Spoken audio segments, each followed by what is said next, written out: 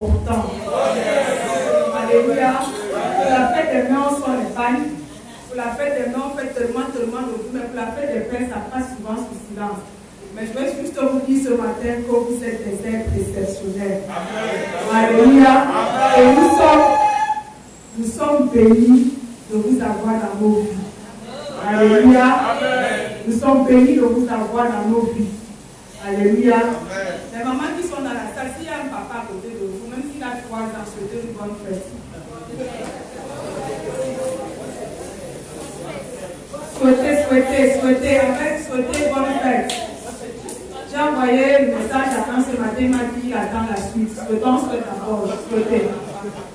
Alléluia. On souhaite bonne fête, la suite est dimanche prochain, on va faire des paquets. Alléluia.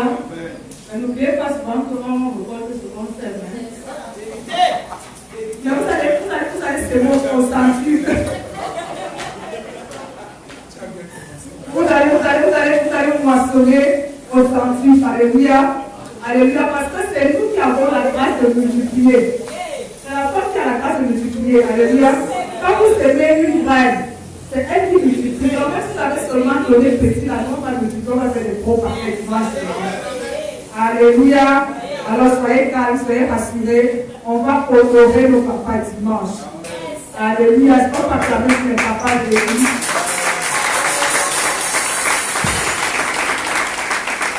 Amen. Amen. Amen. Je suis dans la joie ce matin parce que je vais partager une parole qui a été un enseignement pour moi. Alléluia. Et je bénis le Seigneur parce que le pasteur était allé dans ce sens.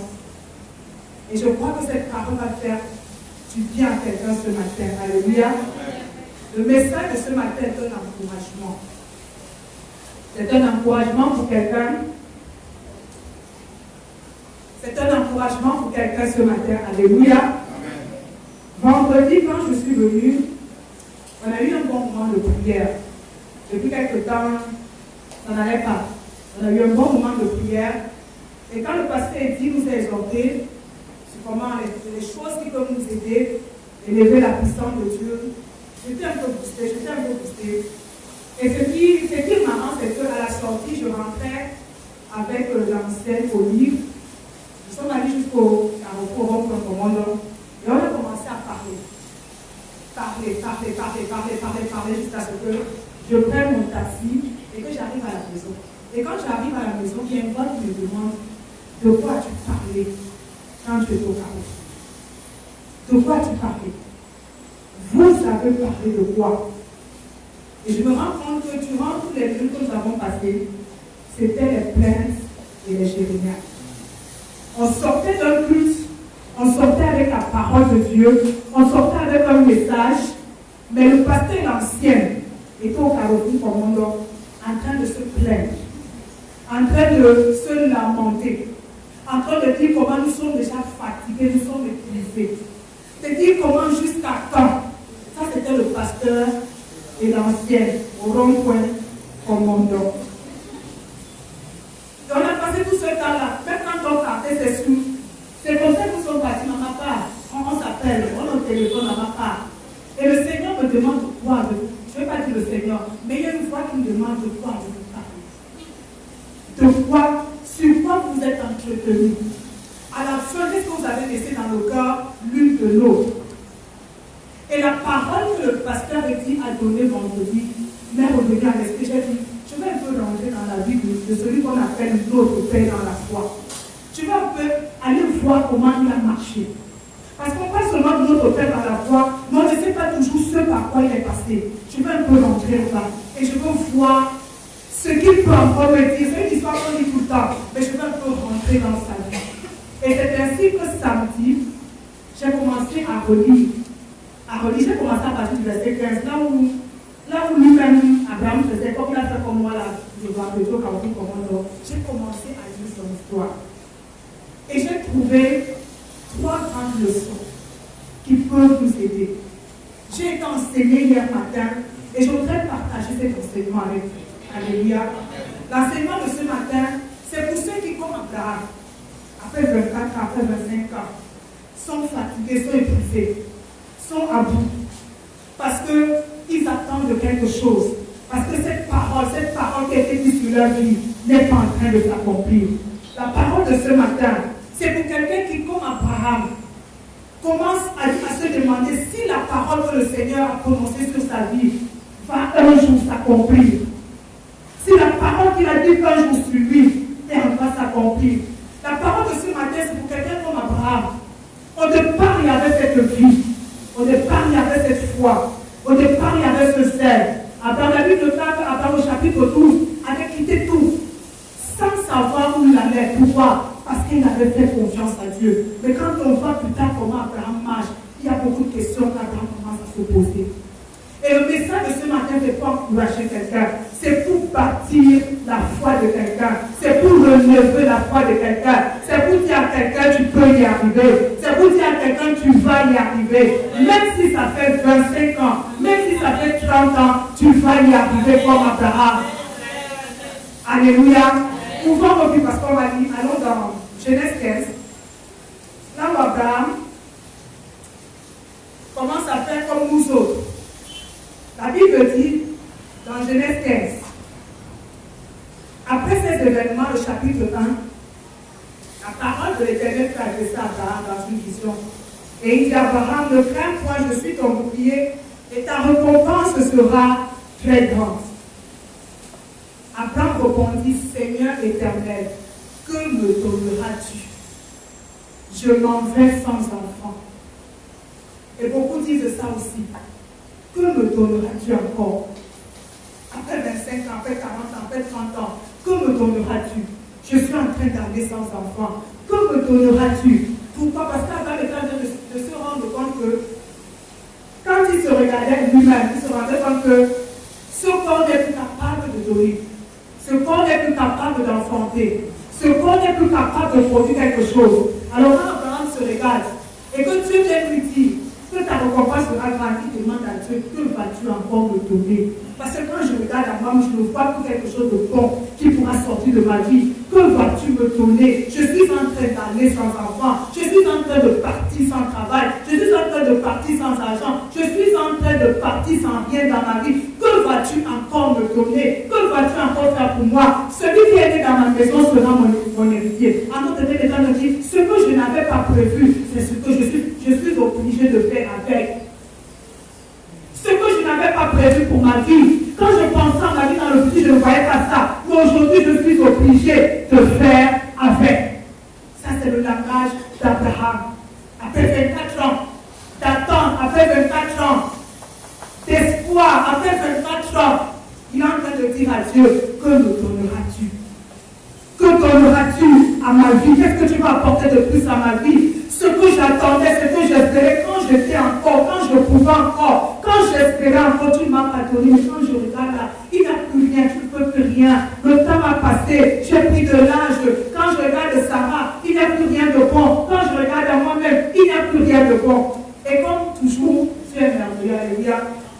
Quand je disais cela, je me suis rendu compte que Dieu ne rentre jamais dans notre jeu de plainte ou de lamentation. Ce qui s'est passé avec Abraham, il a dit, papa, moi, quand je regarde ta vie, tu fais même comment pour marcher avec moi. Tu fais même comment pour me supporter. Papa, toi, nous aussi, non. Abraham, qu'est-ce que Dieu dit? Dieu dit, alors la parole de l'Éternel lui fait adresser. Ce n'est pas celui-là qui sera ton héritier, mais celui qui sortira de tes entrailles. Dieu fait une chose, Dieu reste sur la parole qu'il a donnée à Abraham dès le départ.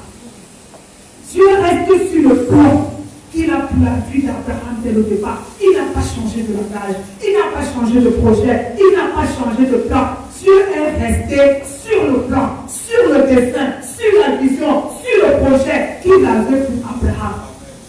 Pendant qu'Abraham est en train de voir comment sa vie est en train de partir sans rien, Dieu revient avec la parole. Quand on regarde les échanges de Dieu et d'Abraham, Dieu venait toujours avec la même parole.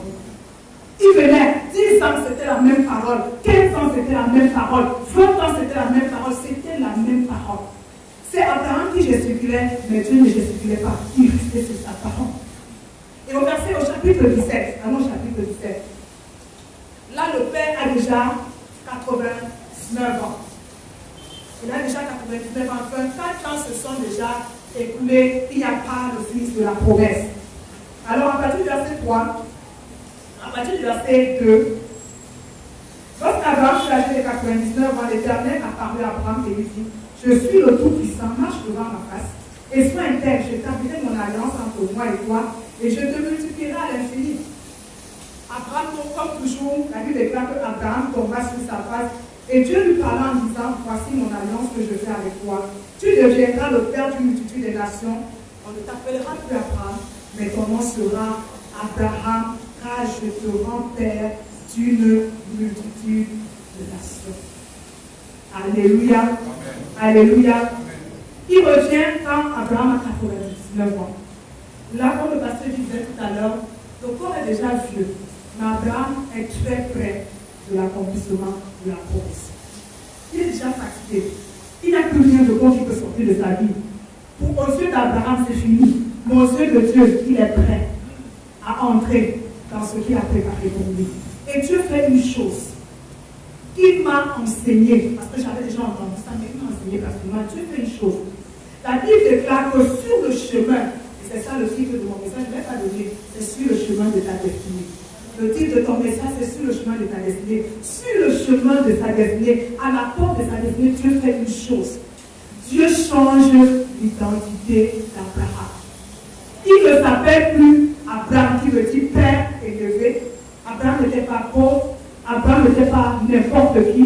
Abraham avait une certaine gloire, mais la dimension à laquelle Dieu l'appelait n'avait pas encore manifesté. Abraham, il ne s'appelle plus Abraham, mais il s'appelle désormais Abraham, qui veut dire quoi? Le père de la multitude. Il change l'identité d'Abraham. Il change l'identité d'Abraham. Et quand il continue, il est en train de parler ce que l'identité d'Abraham va être. Il sera le père de la multitude, plusieurs nations naîtront de lui. Il lui donne même déjà le projet qu'il a pour sa génération, pour sa progéniture. Quand ils vont être palestiniens aussi, les mâles seront comme ça. Pour quelqu'un qui est déjà fatigué, qui est déjà poussé, qui ne peut plus enfanter, il est en train de lui parler de ce que sa vie, de ce que sa progéniture sera. Et quand il finit avec lui, allons au verset 17. Au verset 15, il finit avec Abraham, il tombe sur Sarah. Je crois que c'est là où Abraham dit que tu as appuyé sur les rochers. Dieu dit à Abraham, tu ne donneras plus à Sarai. Ta femme, le nom de Sarai, mais son nom sera Sarah, une princesse. Son nom sera Sarah. Je la bénirai et je te donnerai d'elle un fils. Je la bénirai et elle deviendra des nations, des rois, des peuples sortiront d'elle. Comme toujours, Abraham se prosterne. Mais il ne fait pas que se prosterner, il fait quelque chose. Abraham tomba sur sa face et il lut. Et il dit en son cœur, naîtrait-il encore un fils à un homme de 100 ans? Et Sarah, âgée de 90 ans, enfantera-t-elle encore? Et Abraham dit à Dieu, ce que je ne voulais pas là, mais que j'ai fini par voir, qu'il vit, si c'est de lui que tu parles, je suis avec toi, il sera prospère. Dieu lui dit une chose, voici, à l'égard d'Ismaël, il dit quoi? Certainement, Sarah, ta femme, t'enfantera un fils, et tu l'appelleras du nom d'Isaac. Pour la première fois, il donne le nom de l'enfant de Abraham.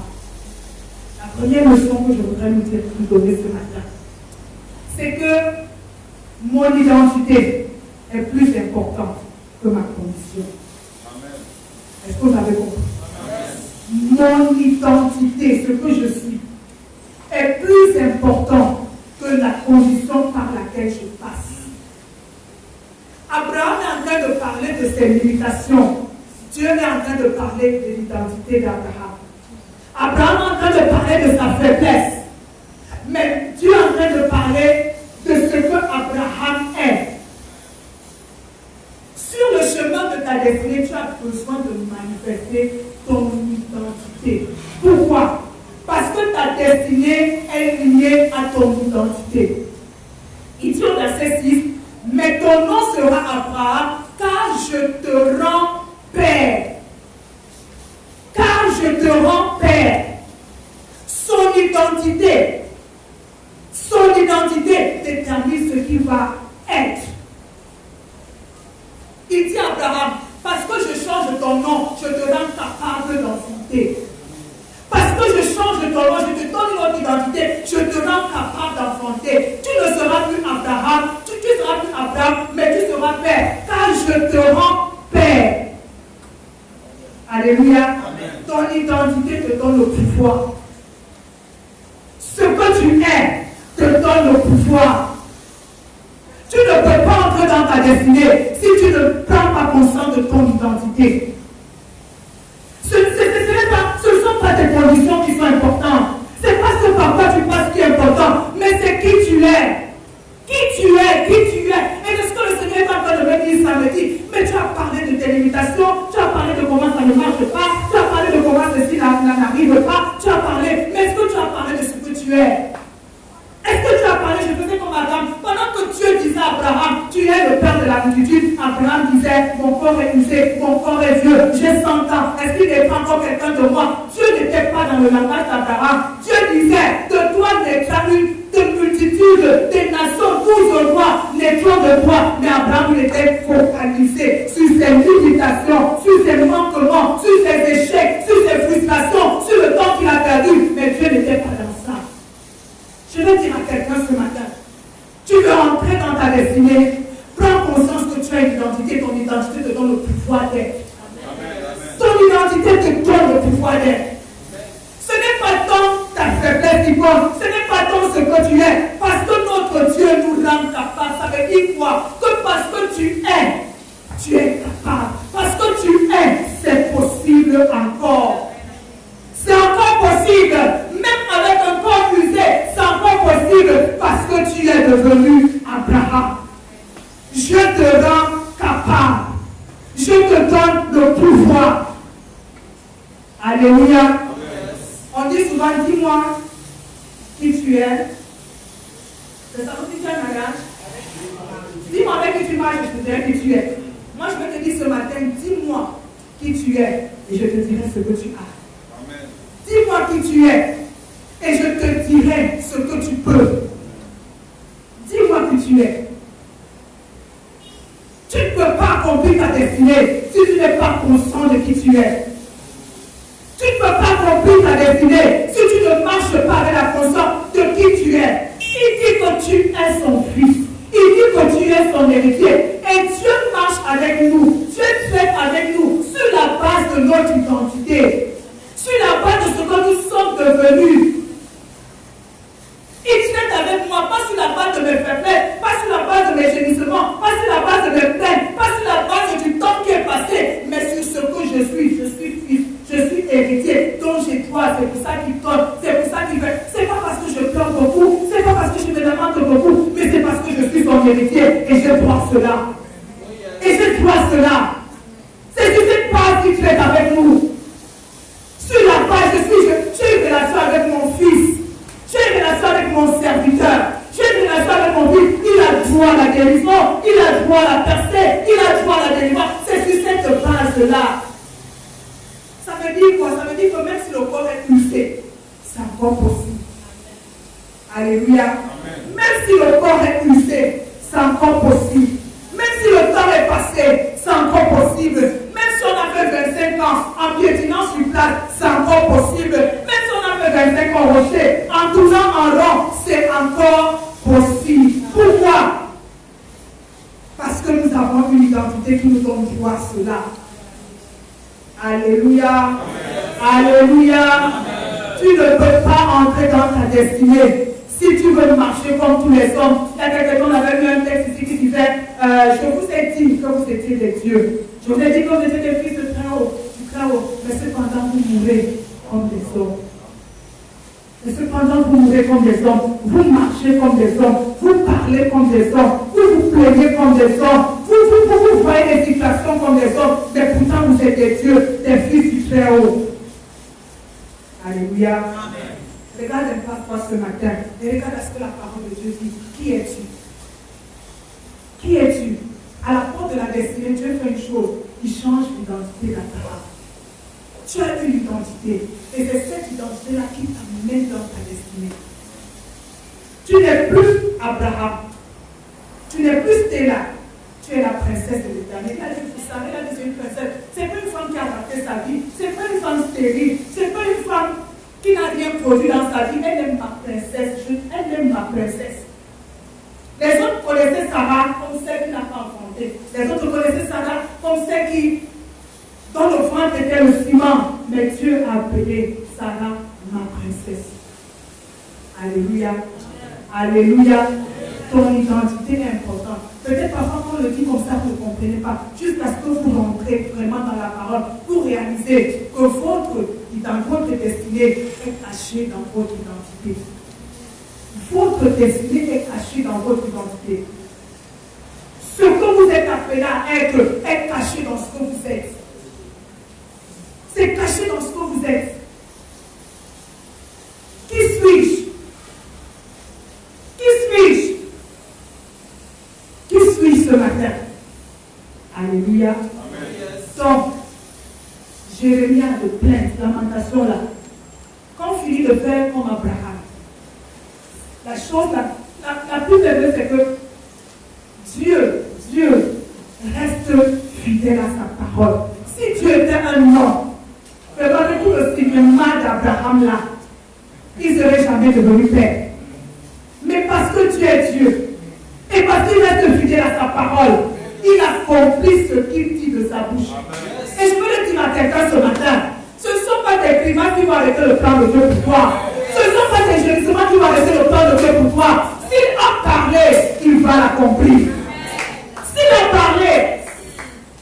a parlé, il va l'accomplir.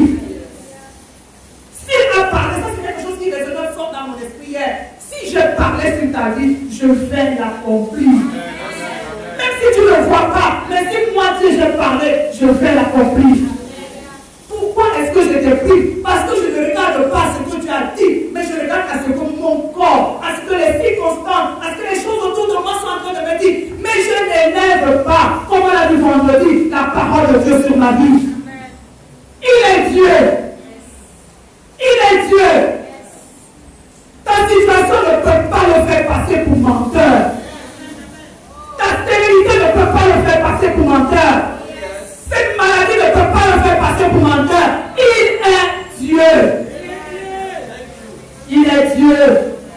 Ça, j'aime entendre souvent ça qu'il est Dieu. Quand il y a beaucoup de grimaces autour de moi, je parle souvent à autre voix que Dieu est Dieu. Toi, tu n'es pas Dieu, mais mon Dieu, il est Dieu. Et quand il parle, il accomplit. Il a le moyen de l'accomplir.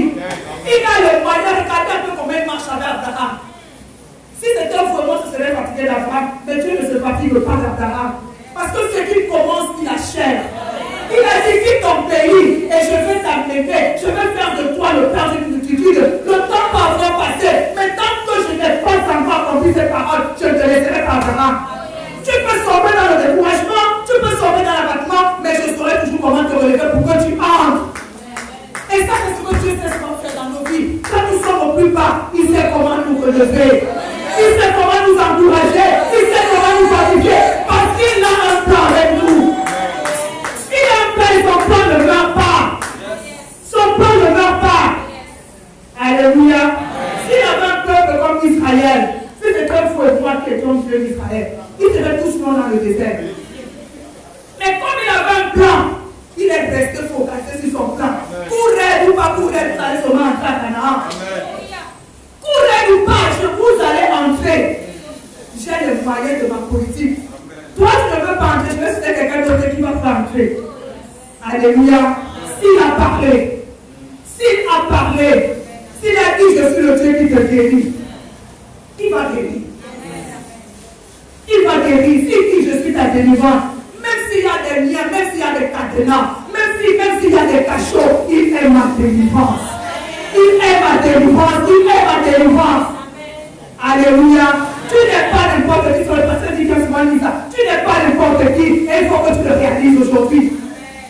Pasteur et ancien, nous parlons là-bas comme des chants de commando. C'est comme ça qu'on parlait vendredi au Carrefour. On ne parlait pas comme des sons courants. Ici, on a chassé les démons vendredi, mais dès que nous sommes sortis là, on va plus faire ça. Et vous avez quand nous sommes en plein Carrefour, vous êtes dans la réunion de tous les sorciers, là, nous sommes en plein Carrefour, de nous plaire aussi. Alléluia. Alléluia. Ce sont des choses qui arrivent, mais quand ça arrive, il faut qu'ils se ressaisissent. Et c'est cela que Dieu m'a appelé cette hier. Tu parlais de quoi avec ta soeur, au point de dire, tu parlais quoi avec elle? Alléluia. Alléluia. ton identité est plus importante que ta condition. Et sur le chemin de ta destinée, manifeste ton identité. S'il a dit, je suis avec toi, il est avec toi. S'il a dit que tu es mon héritier, je suis. Vous savez que le nom même de Dieu, c'est quoi? C'est je suis. Donc quand il dit je suis, tu as le grand Dieu avec toi, je suis. Je suis héritière chez toi. Ne fais plus comme une poule, comme si tu mendiais. Tu as droit. Tu as droit, tu as droit, tu as droit. Tu as droit. Alléluia. Alléluia. Dis à ton frère que ton identité est plus importante que ta condition. Ne me parle pas ce matin de l'argent que tu n'as pas. Ne me parle pas ce matin du corps qui te fait mal. Ne me parle pas ce matin de l'âge qui est en train de passer. Ne me parle pas ce matin du travail que tu n'arrives pas à avoir. Mais parle-moi de qui tu es et je te dirai ce qui t'attend. Parle-moi de qui tu es. Parle-moi de qui tu es ce matin. Alléluia. Parle-moi de qui tu es. Fais cet exercice quand ta soeur demande ton pied prendra. Te dis comment la vie est compliquée, dis-le vraiment qui il est. Marie, dis-moi la fin qui je suis. Charlotte, dis-moi la fin qui je suis. Quand je viens à te dire que ça ne va pas, ça ne marche pas, dis-moi, pasteur, tu es héritier, tu es servant, tu es fils. Dis-moi ça. Dis-moi ça. Dis-moi ça. Alléluia. Alléluia. Dis comme ça, c'est facile. Mais notre identité est la clé que Dieu nous donne sur notre chemin de la destinée. Alléluia. Ne néglige pas ça. Ne néglige pas ça. Ne néglige pas ça. Si c'était un négligé, il n'aurait pas pris le temps de changer l'identité d'Abraham. Il aurait laissé Abraham être Abraham. Mais il a dit, tu ne vas plus t'appeler Abraham parce que ce que je veux faire est dans ton nom. Ce que je veux faire avec toi est dans ton identité. Tu t'appelles Abraham, le père de la vie. Je te rends. Je te rends. Ton identité te rend. Ton identité fait de toi. Ton identité t'amène à être ton identité. Alléluia. Alléluia. Alléluia. Dis à ton frère, je suis. Dis-lui, je suis. Héritier. Dis-lui, je suis. Madame Femme, dis-moi, je suis héritière. Je ne suis pas n'importe qui. Alléluia. Je ne suis pas n'importe qui. Alléluia. Alors tu vas comprendre avec moi que 40 ans, c'est rien.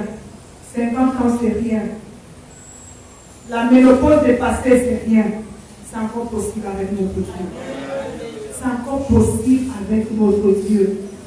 C'est encore possible. Ça, c'est une chose qui m'a été dite hier. C'est encore possible. Tu penses que c'est compliqué comme il est en train de dire à Dieu au chapitre 15. Que vas-tu encore me donner? Que vas-tu encore me donner? Et beaucoup se posent cette question aujourd'hui. Tu vas encore apporter quoi de bon dans ma vie? J'avais l'âge pour jouer de ceci. J'avais l'âge pour faire ceci. J'avais le temps pour faire ceci. Tout ce temps est passé. Tu vas encore apporter quoi de bon? Mais Dieu dit, je n'ai pas encore fini avec toi. C'est encore possible. C'est encore possible. Vous pensez que c'est parce qu'il a 100 ans qu'il a un enfant qui n'a pas connu l'opinion d'avoir un enfant? Vous pensez que c'est parce qu'il avait 100 ans? Il a été mon père. Il a été fait à 100 ans. Il a été fait à 100 ans. Comme celui qui avait 50 ans est aussi père. Alléluia. Alléluia. Tu peux encore te réjouir. Tu peux encore sourire.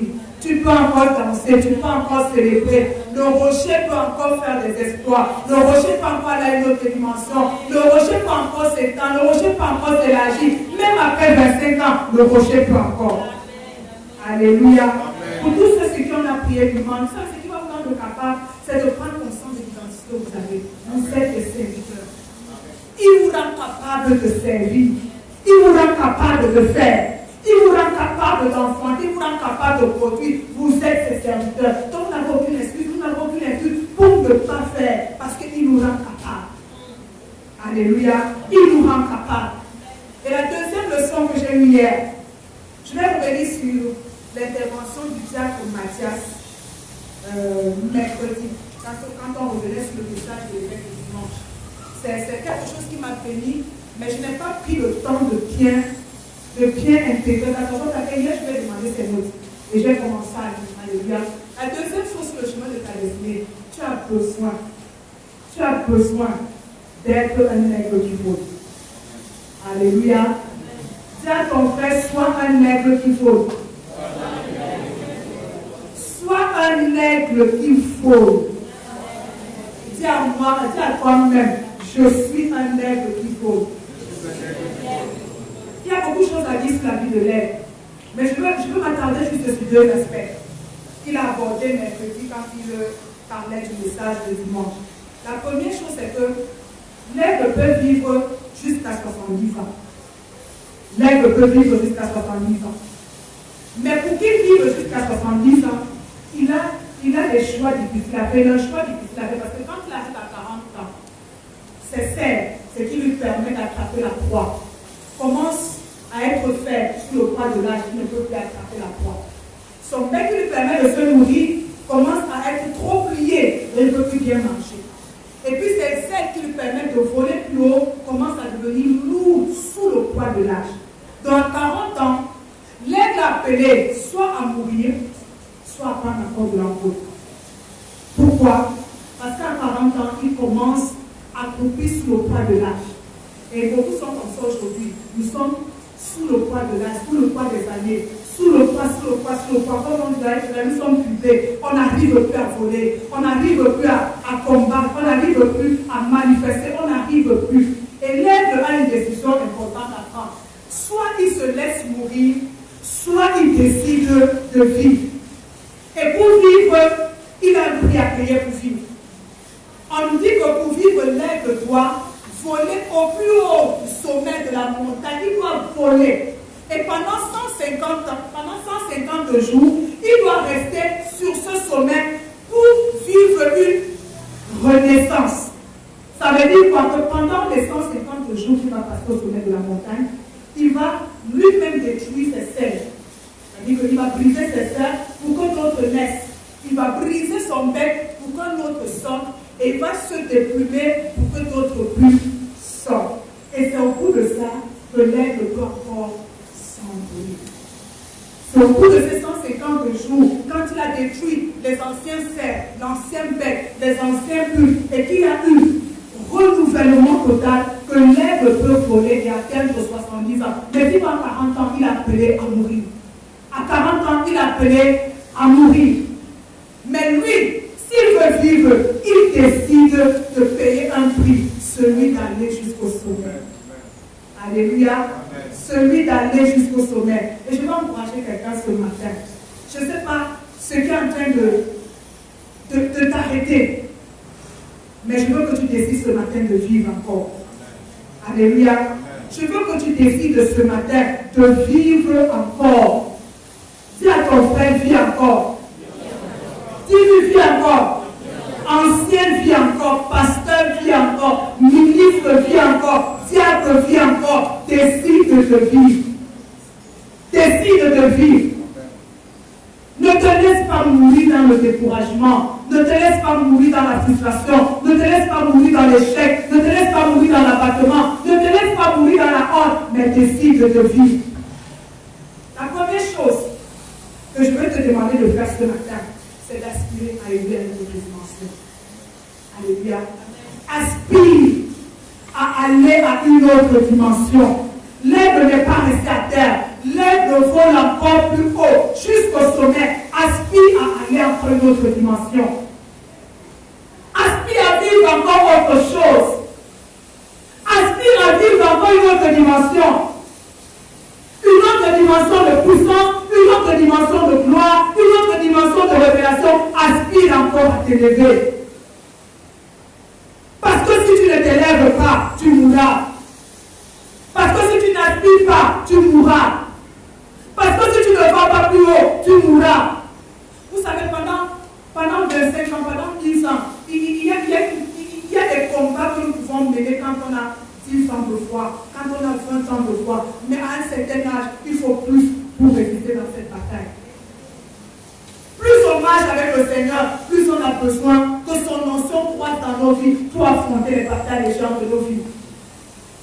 Hier, c'était le mal de tête. Demain, ça sera le mal de dents. Après, ça sera peut-être le diabète, et ainsi de suite. Mais il faut, comme on l'a dit, il faut que tu augmentes en puissance. Il faut que tu augmentes en puissance. Ne garde pas le même zèle, le même enthousiasme, la même joie que tu avais il y a 10 ans. Aspire à plus. Aspire la même façon de faire. Ne garde pas les mêmes méthodes. Va à une autre dimension.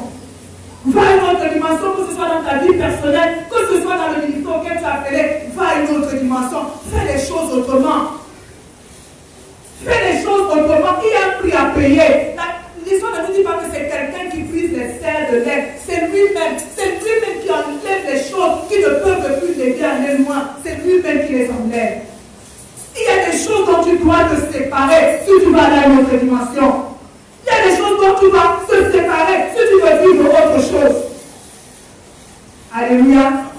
Alléluia. Si tu veux une autre dimension, il y a des choses que tu dois quitter. Il y a des choses que tu dois arrêter de faire. Il y a des choses que tu dois arrêter de faire. 25 ans, c'est la maturité pour le rocher. Il y a des choses qu'on ne doit plus faire comme un bébé. Il y a des choses qu'on ne doit plus faire comme des enfants. Quand on parle, on présente un projet comme celui-là, parce qu'on a 25 ans, on est mature. On ne va plus réagir comme un bébé. Moi, je ne veux pas ça, moi, je n'aime pas ça. Après, ça me fait non. Parce qu'on est un homme mature. On ne réfléchit pas en termes de pourquoi ça, mais plutôt comment je vais faire pour que cela devienne une réalité. Comment je vais faire pour que la façade soit belle? Comment je vais faire? Pas pourquoi, est-ce que seulement on va consulter? Non. En tant qu'adulte, on réfléchit plus qu'un enfant. Et 25 ans, c'est l'âge de la maturité. Alléluia. Change. Il y a une façon que tu dois changer. Et il y a une chose qui est spéciale aussi dans la vie de l'aigle. C'est que l'aigle ne se nourrit pas de ce qui est mort. L'aigle ne se nourrit pas de ce qui est mort. Elle dit, il n'y a pas de le cadavre. Qui fait ça? C'est le charbonnage qui trouve des choses mortes. L'aigle ne mange pas ce qui est mort. L'aigle ne se nourrit pas de ce qui est mort. Mais combien nous nourrissons-nous des choses mortes? L'aigle veut sur la qualité de ce qu'il mange parce qu'il veut vivre longtemps. Tu veux vivre longtemps, tu veux prendre de la mort, veille à ce qui entre dans ta vie. Qui apporte la mort, qui apporte la haine, qui apporte la dépression, qui apporte le découragement. Veille à ce genre de pensée. Veille à cette façon de faire. Qui ne t'aide pas, qui n'aide pas les gens autour de toi. Veille à cela. Mais il y a ces choses qui sont dans ton cœur. Il ne se nourrit pas. Tout ce qui ne vient pas de Dieu vient de l'autre qui est la mort. Et si tu ne veilles pas à ce qui entre dans ta vie, ces choses-là vont apporter la mort. Et tu ne pourras plus t'envoler. Il ne mange pas de la nourriture de la haine. Il ne mange pas de la nourriture de la colère. Il ne mange pas de la nourriture de la paresse. Il ne mange pas de la nourriture de la dépression, de la négativité. Il ne mange pas ça. Il mange ce qui est bon pour lui. Et nourrissons-nous de ce qui est bon pour notre âme. Ce qui est bon pour notre foi. Ce qui est bon pour notre destinée. C'est de ça dont il est question. Qu'est-ce qui est bon pour ma foi? Qu'est-ce qui est bon pour ma destinée? Qu'est-ce qui est bon pour ma vie? Est-ce que cette relation dans laquelle je suis, elle est bonne pour ma vie? Elle est bonne pour ma foi? Elle est bonne pour ma destinée? Nourris-toi de ce qui apporte de la vie. Nourris-toi de ce qui apporte de la vie. Alléluia. Non seulement tu dois aspirer à autre chose. Vraiment, c'est un désir. Et c'est une des choses pour lesquelles je me sentais pas dire, Seigneur, je veux autre chose dans ma vie. Je veux autre chose. Je veux une autre dimension. Je veux vivre autre chose. Si Dieu lui-même est capable de dire, ça fait longtemps rester sur cette montagne, levez-vous, tournez et partez. Même Dieu était fatigué de voir la montagne. Est-ce que toi, tu n'es pas fatigué de te voir à cette place? Est-ce que toi, tu n'es pas fatigué de te voir dans cette situation? Est-ce que toi, tu n'es pas fatigué? Aspire à autre chose. Aspire à autre chose.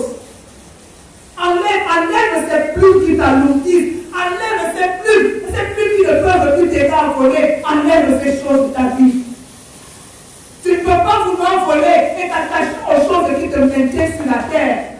Par exemple, le dimanche, il disait, l'aigle qui vole représente quoi? L'affection aux choses d'en haut. Tu ne peux pas prétendre voler, ancien pasteur, cadre ministre, mais tu es attaché aux choses de la terre.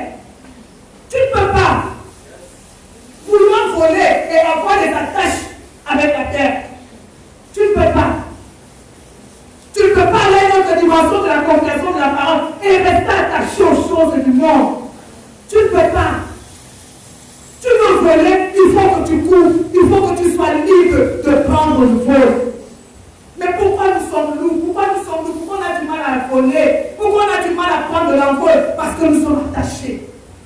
Je suis attaché à cette façon de penser. Je suis attaché à cette façon de faire. Je suis attaché à cette façon de parler. Je suis attaché à cette façon d'être. Frère, toi-même, tu n'es pas fatigué d'être comme tu es là.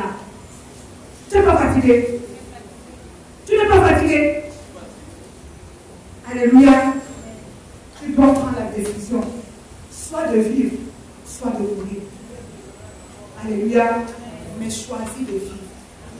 Rocher, choisissons de vivre. Pasteur, ancien ministre, choisissons de vivre. Je suis sûr que personne de nous ici n'aime la mort. Personne de nous ne veut mourir. Mais malheureusement, nous faisons les choses qui apportent la mort. Personne de nous ne veut mourir. Personne. Même celui qui a la vie de la mort a espoir qu'il va encore vivre. Personne ne veut mourir. Mais faisons les choses qui apportent la vie. L'être décide de ne pas mourir. Il prend de l'envol. Il va lui-même se faire mal. Il va lui-même se faire mal pour vivre. Toutes ces choses auxquelles nous sommes attachés. Toutes ces choses auxquelles nous sommes attachés, mais qui apportent la mort. Église, pour cette 26e année, débarrassons-nous de ça, de ces faux fardeaux. De ces faux fardeaux. Il y a cette pensée, toi-même tu sais que quand tu commences à penser comme ça, à la fin de la journée, tu seras détruit. Mais tu te plais à penser comme ça. Tu te plais à penser comme ça. Tu sais qu'à la fin de la journée, tu seras triste ta mère, mais tu te plais à penser ainsi. Change aussi cette façon de penser et pense aussi autrement. Parfois on prie pour la dépression, on prie pour la colère, mais c'est tout simplement ce que nous avons dans notre esprit, les choses auxquelles nous pensons. J'ai l'habitude de dire, il ne faut rien pour être triste. Il ne faut rien. Comment tu te suffis à toi-même pour être triste. Tu n'as pas besoin que Charlotte Oli Marie vienne t'insulter pour être triste. Il suffit que tu restes là dans ta chambre et que tu penses comment ta vie n'est pas en train d'avancer. Et que tu vois comment tes collègues, les gens avec qui tu as commencé, sont dans des villages. Toi, tu n'as encore même pas l'occasion, tu es chez ton nom. Tu n'as pas besoin de beaucoup. Mais c'est ce que tu penses. C'est ce que tu penses. Et puis quand tu penses comme ça, même si on dit que venez chasser les démons. Moi, j'ai expérimenté ça cette semaine. Même quand on prie, là, il faut. J'étais en bas. J'étais en bas. Pourquoi? Parce que mentalement, j'étais déjà attaqué, mais j'étais en bas. Quand tu as cette façon de penser, même si tu veux le combat de quelque chose de difficile, tu vas commencer à dire Seigneur, toi-même tu connais. Seigneur, toi-même tu connais. Seigneur, toi-même tu sais. Toi-même tu vois. Pourquoi? Parce que tu n'arrives pas à t'élever. Change de cette façon de penser. Qui a dit que la maladie n'a pas seulement t'enterrer? Qui a dit? Qui a dit? Mais toi-même tu penses. Tu as pitié de toi-même du jour de ta mort. Tu es en train de voir des gens qui vont venir pleurer autour de ton cercueil. Qui vont dire de te voir, moi je suis une bonne personne. Qui a dit que la maladie va terminer à la mort? Et toute la journée tu es triste dans la maison. Et toute la journée tu as battu. Tu es découragé. Frère, moi je chacun doit avoir cette expérience. Mais si tu changes de cette façon de penser, tu ne vas pas être comme ça. Tu ne vas pas être comme ça. L'aigle ne se nourrit pas de ce qui est mort. La pensée que tu penses là, c'est la mort. Refuse-les. Refuse-les. Tout le monde, on aime tout le monde sauf moi. Tu as les preuves. Tu as les preuves. On aime tout le monde sauf moi. Tu as les preuves. Tu n'as pas de preuves. Et tu restes sur ça. On aime tout le monde. On fait du bien à tout le monde. Moi, on me déteste. Et tu construis ta vie sur ça. Et tu deviens quelqu'un d'amer, d'écrit, de dépressif. Frères, sœurs, changeons notre façon de penser. Ça arrive vraiment. Ça arrive qu'à un moment que nos pensées soient attaquées. Mais il faut aussi réagir. Il faut réagir. Je n'accepte pas les choses mortes dans ma vie. C'est un exercice qu'on doit faire tous les jours. Je n'accepte pas. Parce que je suis quelqu'un d'exceptionnel. Je ne peux pas accepter ça. Tu penses, quand tu finis de penser, tu parles aussi. Parce que comme ça a dépassé, dans la pensée, là, ce n'est pas suffisant. Toi-même, tu commences à parler. Ma vie même ressemble à quoi? Ma vie même ressemble à quoi? Ça c'est moi, hein, souvent. Que ma vie même ressemble à quoi? C'est ça que tu m'as rappelé. Quand ce jour-là, j'ai dit que je donne ma vie, c'est pour que ma vie soit comme ça. Donc tu peux faire ça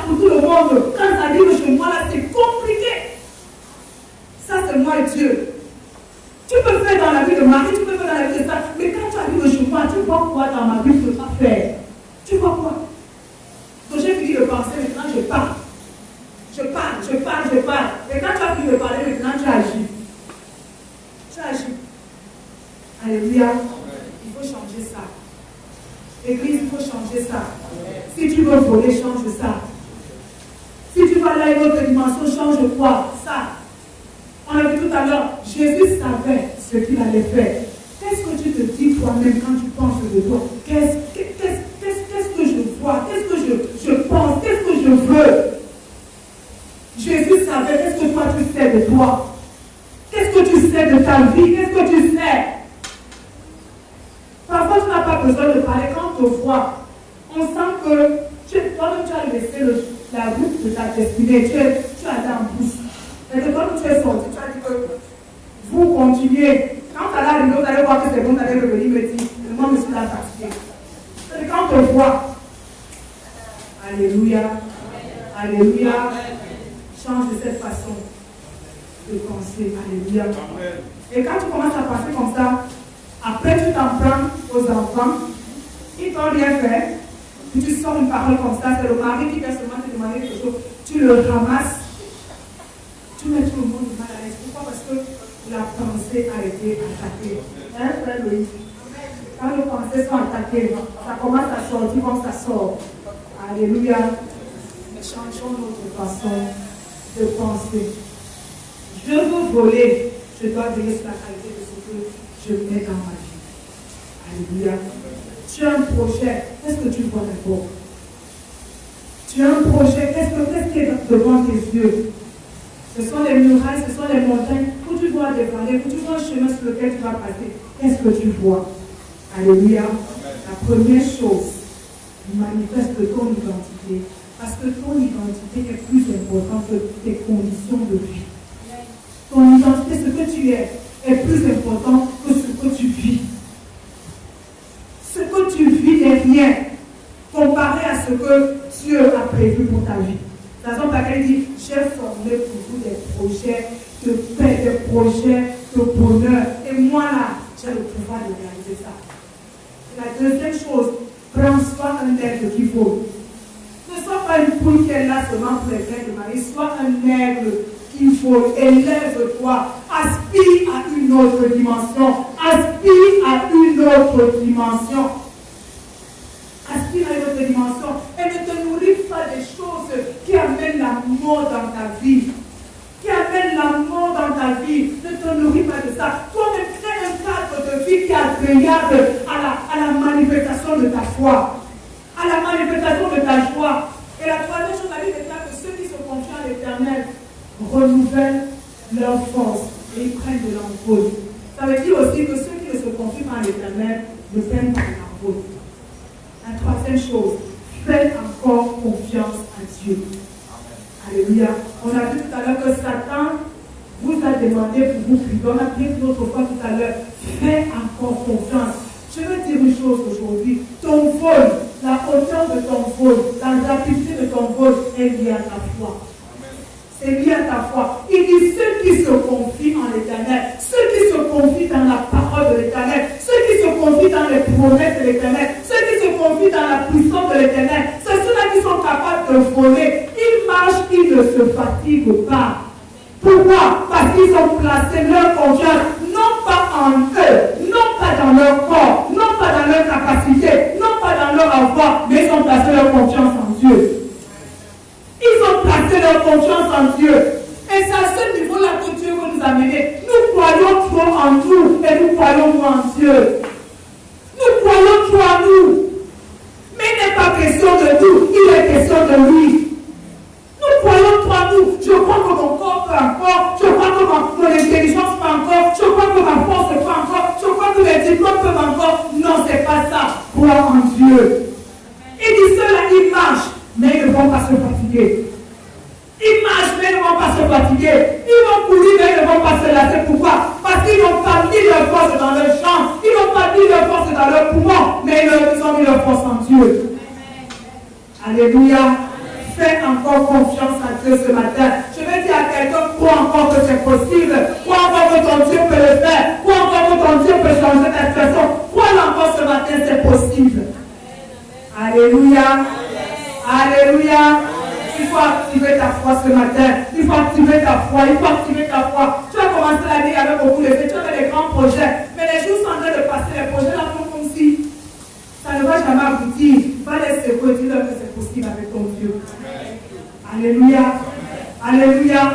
Crois en ses promesses. Crois en sa parole. Crois. Crois. Je ne sais pas s'il y a quelqu'un qui a une promesse qui a fait 25 ans ici. Il y a quelqu'un. Ça a fait 25 ans, il y a quelqu'un dans la salle. Donc la promesse, elle a fait 25 ans. Marie fait une promesse comme ça. Plus. D'accord. Reçois l'onction d'Abraham. Alléluia. Alléluia. Ça peut faire 25 ans. Ça peut faire 40 ans. Mais je crois qu'il n'y a personne qui a une promesse qui a fait 4 siècles.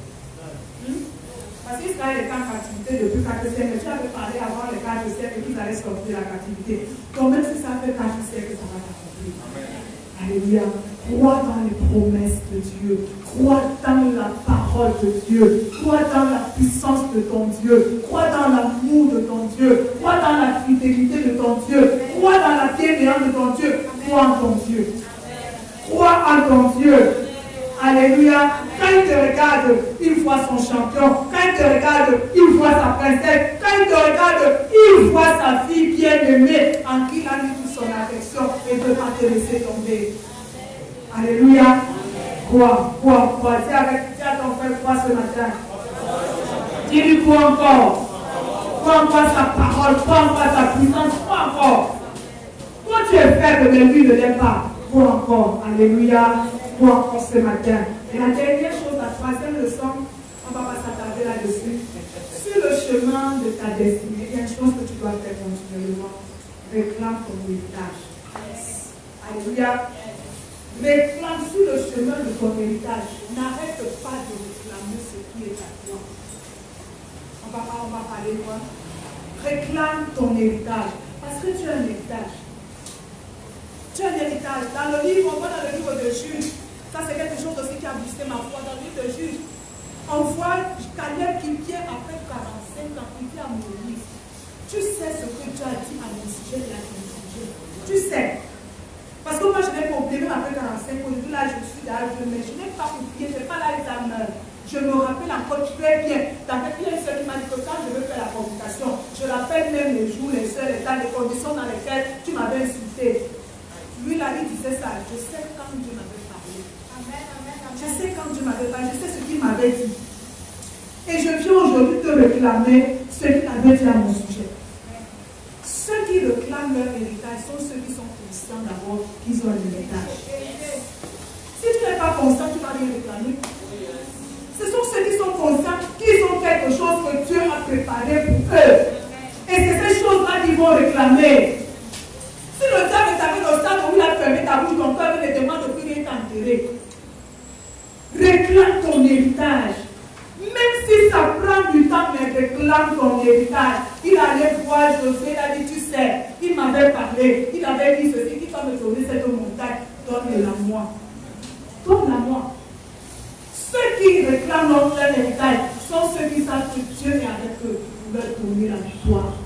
Il avait dit, peut-être si tu es avec moi, je sais qu'il y a les Anakims sur mon territoire, mais parce que tu es avec moi, je vais déposséder les Anakims et je vais m'installer. Ceux qui réclament leur héritage sont ceux qui savent que Dieu est avec eux. Parce que tu ne peux pas entrer dans ton héritage s'il n'y a pas une force extérieure, s'il n'y a pas une puissance extérieure, tu ne peux pas entrer dans ton héritage. Mais ceux qui réclament sont ceux qui savent que ce n'est pas eux, mais la puissance de Dieu qui est capable de les faire posséder ce qui est à eux. Et ceux qui réclament leur héritage sont ceux qui sont prêts à livrer la bataille. Alléluia. Dis à ton frère, livrer la bataille. Livrer la bataille. Frère, la frère, il faut combattre. Il faut combattre. Il faut combattre. Ne te croise pas les pas et tu dis ça va venir seul, il faut combattre. Il allait demander, Caleb allait dire à Josué, donne-moi.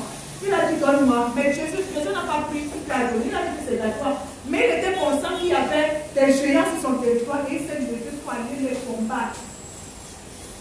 Ceux qui réclament leur héritage sont conscients qu'il faudra qu'ils mettent les genoux au sol. Ils sont conscients que mentalement, ils devraient être plus forts que les ennemis qui sont sur leur territoire. Parce que ça va te prendre du temps. Ça va peut-être te prendre des années, mais tu dois être plus fort que ceux qui sont sur ton territoire. Parce que la Bible dit déjà que tu es plus que vainqueur. Alors manifeste juste cela. Alléluia. Réclame ton héritage. Réclame ton héritage. Qu'est-ce qu'il t'a donné par sa grâce? S'il m'a donné la santé, et même si je vois, dimanche dernier, j'étais avec une femme, il y a une qui est avec de la prison, avec de la prière. Et une qui rend témoignage et dit, je ne peux pas m'amuser avec la prière. Je ne sais pas si elle est de l'église ou pas, je ne sais pas. Mais elle me dit, je ne peux pas m'amuser avec la prière. Une nuit, je rêve qu'un chat est venu sur mes seins et a commencé à me griffer. Et le matin, je me lève, mes seins commencent à chauffer, à chauffer. Un jour, 2 jours, 3 jours. Je vais commencer par quoi? Je vais prendre quoi? Je vais expliquer quoi? Elle va me plutôt dire qu'il n'y a rien, c'est normal. Mais elle arrive presque à la constante qu'on ne pouvait plus porter un habit parce que ça lui faisait mal. Elle dit que maman, ce que j'ai fait, je me suis enfermée dans la chambre. Si ça va prendre le jour que ça va passer. J'ai prié. Elle me dit que je n'ai plus aucun remède. Aujourd'hui, là, je n'ai rien. Alléluia. Il y a des choses sur lesquelles tu dois livrer la bataille. Ne laisse pas, ne regarde pas. Ne regarde pas. Il y a ces choses générationnelles qui sont dans ta maison, qui sont dans ta famille. Tu vois déjà ça dans tes enfants. Frère, soeur, lève-toi, dis ça, je ne veux pas. Ça, je ne veux pas. Si tu regardes, tu dis Dieu, il ne va pas descendre pour faire ça. Parce qu'il va déjà donner le sang pour le faire. Il va plus descendre pour faire ça ta carte. Il veut que toi-même tu te lèves et tu dises je refuse ça. Je ne veux pas voir ça. Ça, c'est pas mon héritage, ça, c'est pas ma portion. Et souvent, on laisse faire. Quand la chose est déjà installée, qu'on veut se lever, ça devient compliqué. N'accepte pas. Quand tu le vois venir là, dis-lui qu'il change, dis-lui de chemin. Quand tu le vois en train de venir, dis-lui de changer. Alléluia. Mais vous savez quoi, tu es quelqu'un d'éveillé. Parce que toi, tu devais me dire, ah, c'était seulement un rêve. Non, c'est la sorcellerie qui opérait dans ta vie. Tu dois dire non à ça. Alléluia. Réclame ton héritage. Ça, c'est pas pour moi. Cette maladie, c'est pas pour moi. Cet échec dans ma vie, c'est pas pour moi. Cette médiocrité, cette bassesse, c'est pas pour moi. C'est pas pour moi. Abraham s'appelait Père élevé. Donc maintenant, le fait qu'il n'y avait pas d'enfant, c'était pas une petite, c'était un grand. Même si je n'ai pas encore là, je ne dois pas vivre dans la paix, seulement dans la médiocrité. Je refuse ça. Je refuse ça. Alléluia. Sur le chemin de ta destinée, 3 choses. Manifeste ton identité. Alléluia. Parce que ta destinée est liée à ton identité. Ce que tu es plus important que ce que tu vis, ce que tu traverses. La deuxième chose, sois un aigle qui vaut. Dans ton ministère, dans ta vie personnelle, sois un aigle qui vaut. Si tu es arrivé au cycle de 40 ans comme l'aigle, où tu n'arrives plus à voler, où tu n'arrives plus à avancer, où tu n'arrives plus à entreprendre, décide d'aller encore plus loin. Décide de t'élever. Décide d'aller à une autre dimension. Aspire à autre chose. Cherche autre chose dans ta vie. Et ne laisse pas ce qui amène la mort s'installer à toi. Ne nourris pas ta vie de la mort. Ne nourris pas ta vie des échecs. Ne nourris pas ta vie de la négativité. Ne nourris pas ta vie de ça. Et sache que ceux qui se confient en l'Éternel renouvellent leur force. Tu as encore confiance en ton Dieu. Non seulement tu dois prendre le trône, mais il faut aussi que tu réclames sans cesse ton héritage. Alléluia. Alléluia. Alléluia. Demande à quelqu'un aussi quelque chose ce matin. Alléluia. Je vais nous demander de nous mettre debout. Alléluia. On va se mettre debout. Et je veux juste que tu te recommandes ce matin au Seigneur. Je ne sais pas ce qu'il t'a dit, mais je veux que tu le bénisses ce matin pour sa parole. Bénis-le pour sa parole. Bénis-le pour sa parole. Bénis-le pour ce que tu as reçu ce matin. Bénis-le pour ce que tu as entendu ce matin. Bénis ton Dieu qui n'a pas fini avec toi. Élève ta voix ce matin. Et bénis ton Dieu pendant que nous appelons le pasteur.